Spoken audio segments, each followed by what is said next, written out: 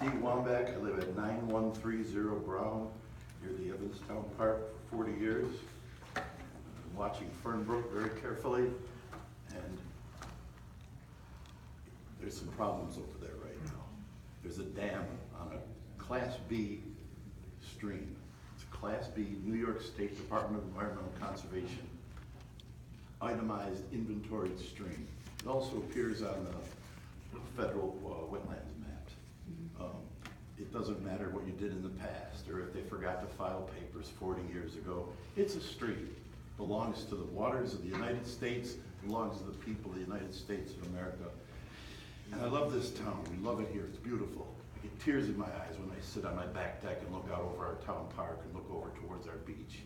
And to see any bit of it being destroyed or misused in any way is a travesty. And as a taxpayer in this town, it scares me because there are fines for these sort of things, for not having speedies permits, for stormwater. So we have to get together on all this business about stormwater, drainage, and especially wetlands. These are our natural resources. I have some documents here, so I don't take too much of your time. This is my resume. I only have one copy of that. Okay, thank you, Steve. It's quite expensive. This is a color copy of basically what I'm saying here, that we are illegally abusing Fernbrook. And I have several black and white copies. Thank you. So please read that. Please get that with me. The Corps of Engineers is going to be down here. One more. I need to. And it's also online. My name is Stephen J. Wambach. I'm on Facebook. And I don't want to see our town being fined and charged with these environmental crimes. And as a citizen and a resident, I don't want to see any more destruction of habitat or loss of these waters of the United States. There are waters, not just this town, they're everyone's. And that includes Fernbrook. And just because someone says, that's not a wetland, that's a drainage ditch, or that's not a stream, that's a drainage ditch, doesn't make it right. What is what it is. The laws have defined these things, they've been inventoried, they've been itemized, they're on the maps, and it's up to us to do due diligence before we allow any kind of activities to make sure that the laws are obeyed and our environmental resources are protected for our next generation. That's it. Thank you. Thank you, Steve. Is there anybody else that would like to speak on privilege of the floor? You can please sign up after Cheryl. Yep. I appreciate that. Cheryl St. George, 6440 Hamilton Drive. Back to the August 16, 2017 meeting, there was a resolution 2017 number 366 Town Board composition. Both Councilman Councilman Macko moved and Supervisor Hassler seconded this proposal. And the proposal is on the ballot for November to increase the number, to put to referendum for the voters to decide whether or not to increase the number of town council members from 2 to 4 in the town of Evans. And I can get that later. Thank you. And in the Buffalo News, an editorial came out published September 27th, and I'd like to read it quickly. The town of Evans set to vote on election day whether to upsize its town board from 3 to 5 members should focus instead on restoring the town to solvency. Spending more money on salary, health insurance, and benefits for 2 more board members will not get the town any closer to financial stability. The town board had 5 members when the town spent millions of dollars on a water project that caused the town to go bankrupt. Residents will be paying surcharges until 2040 to finance the water improvements, which will include a still unbuilt water tower. Taxes have gone up about 20% in the last 2 years, and long-term prospects are not good. These are burning issues that should be keeping you guys awake at night. It's keeping many of the citizens here awake. but not whether to add a couple more board members, okay? Admittedly, the cost would not be enormous, about $40,000 a year for each new member in a 16 million town budget, but the town should be looking to save wherever possible. Magical thinking by proponents of upsizing is that because the town has financial problems, it somehow makes sense to have more people working on them. And they say that the state's open meeting laws make it difficult for three members to do business. Wrong and wrong. Evans made the right decision in reducing the number of board members a few years ago, back in 2009. It was one of 5 town boards in Erie County to reduce from 5 members to 3 between 2009 and 2012. Hamburg, which is about 3 or 4 times the size of Evans, has since voted itself back to the larger board. Alden, Orchard Park, and West Seneca remain at 3. Among the typical arguments made by 3-member boards is the difficulty in getting work done. They complain that 2 members can't discuss town business privately because 2 is a quorum, and such talks would violate the open meeting law. That is a specious argument. Board members should be discussing business in public and not in secret. Running into each other at the store, deciding to hash out town business is unacceptable, and yes, in violation of the open meeting laws. And then there is that bigger fish to fry. Last year, the town ran out of money. It received almost $1 million short-term loan from Erie County. Controller Mahailu described it as bringing the town from the brink of financial collapse. And Supervisor Mary Hostler, you favor, in this editorial, a 3-person board. They believe you're right, favoring a 3-person board. The town needs a 3-person or 3-member board that will work decisively and transparently to repair municipal finances. So I'm a little confused. The resolution here, back in August 16th, you voted for the resolution to put a referendum to vote on the possibility of increasing the board size. So I would like it clarified for the record, your position on a 3-person board. And I do want to make note, or ask the question, a petition was submitted, but the Erie County Board of Elections deemed it invalid for the lack of signatures. It needed 241 and 128 signatures and letters were submitted. Please clarify. Please clarify what? The rationale behind putting that to a referendum for the vote in November. I did that.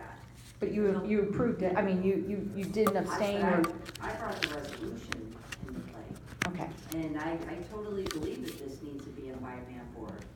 I can tell you financially, I have been digging through stuff just as much as Mary. I spent 3 days this week taking off of work to go to an advanced governmental accounting school from the state controller's office to help the town of Evans. You know, it's very difficult as a 3-man board to get anything done. But most of And I mean, America if works you that get rid of- functions on a if you get rid 3-person of the board. 20 If you get rid of the health care for the councilman, you're talking about $20,000 a year extra for each new councilman, so that's $40,000. We are wasting more money on paying accountants and everything else to sit down with Mary, and then she said they have to come in to sit down and talk to the board. We're wasting money. I would tend to disagree. I'd like to see some findings behind that. Thank you. And to answer your question, Buffalo Evening News is not always right, so It's the only newspaper in town. My exact quote to the paper, and I did send that email out to Barbara O'Brien the next day, whereas I agree with, that's why I voted with Jeannie, Councilman Macko, I do agree with the 5-man board. I also told him that I am very engaged in government, unlike the past administrations, barely showing up for 6 hours a week. And to run government, I'm here every day, working 60, 80 hours. I can work with a 3-man board, I can work with a 5-man board. Do I think government will be more efficient with 5? Absolutely. The spending of the water project and when the town went into arrears was really over the 3-man board process. The 5-man board voted the MOU for the water project. that said, yes, we need to get this albatross off our back.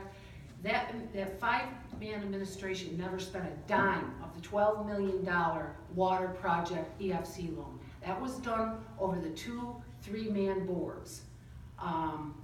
So the 5-man board, where everybody wants to say 5-man, the 3-man let it get out of control. The finances were not watched, they were not reconciled. We spent $200 and some thousand over 4 years to have our records done over the last administration, under Dash administration, and not one record was reconciled. Not one of our bank accounts were reconciled. We couldn't even get a financial opinion on our town for the last 8 years. So that was under a 3-man board. The 5-man board, yes, made a decision to go with the water project, which is pretty much, that's what's almost sunk us as a community. This water project wasn't executed right out of the gate, and it wasn't fiscally mismanaged over the last 4 years under a 3-man board. Now, will 5 men fix it? Like Jeannie said, we have spent a lot of money on accounting and thinking we can run this town without a finance director. We get an accounting firm in to maybe show up 2 days a week, less than what our supervisor did. You had no problems I heard nothing over the last 4 years prior to me coming in office from this Taxpayers United group on paying a supervisor for 6 hours a week, $40,000, that equated to $150 an hour, and we got nothing. And where was the oversight from the ETU? You heard nothing. I didn't see one clip on YouTube that when our town went into this financial tailspin. This 3-man board, we are engaged. I'm engaged. Jeannie's engaged. Dennis is engaged. More so than last budget process. What did Councilman Feldman say? In all my years, I never went through the budget line by line. They never offered that to me. We do it line by line. You'll see the budgets online right now. It's a 9% tax increase. That's before the board sits down. It's my obligation to, as a budget officer, to sit and take all the department requests. I funnel it up. Now we'll sit next board meeting at a work session, go line by line, and this board will help me to determine what stays in and what goes and what will get added. It's a board decision. We are a working board. And if you go to our work sessions, we're here 3-4 hours. You come to our board meetings, we explain what we're doing. You didn't get that before, because I sat at board meetings. They didn't even explain a resolution. You sat out there like, well, what does this really mean? I explain it. So I hope that people that have been here meeting after meeting, they have a good sense of what government's doing for them. And that's what we've been doing. The finances, we're coming out. We are in a good, we are coming out of a hole. We still have a cash flow problem, but that we're not gonna get out of in a year. Because if we want to eliminate the cash flow deficit, then I have to put it as a tax increase. I don't want to do that, so we are working to decrease it. It was $2.1 million when we took office. We got it to less than, just under $1 million. That's through finding money that's been sitting out there or irresponsibly. They never went out and got the money from the EFC loan. They spent $518,000 from 2011 to 2015 and never got the money from the loan that was sitting out there. That money came out of our general fund. So it shorted us in cash flow.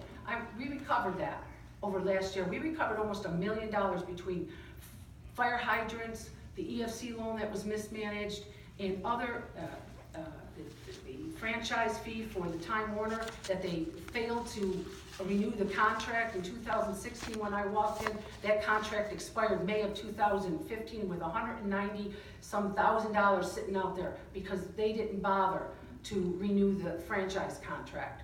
So this 3-man board has been very active. Could we use another couple members to really dive into things? Absolutely. Could I use help going to some of these Association of Town meetings, networking with some of the grant funding agencies that have meetings? Yes, I could. So $40,000, you gotta look at your return on investment. Do you want more eyes looking at everything, or do you want 3 guys trying to figure out, that's why we spend a lot of time at the meetings. I was misquoted by the Buffalo Evening News. So, but, like I justified, I can work with a 3-man or a 5-man because I'm engaged in government. And I'm working for the people. We are all working for the taxpayers. This is a very engaged board, but like I said, could we do more? So Jeannie can come into the office and we can talk without, I'm not making a decision, but we're trying to talk about things that we bring up at the next work session. I mean, we don't work at that, we're not working behind closed doors to do something sneaky. We're very transparent.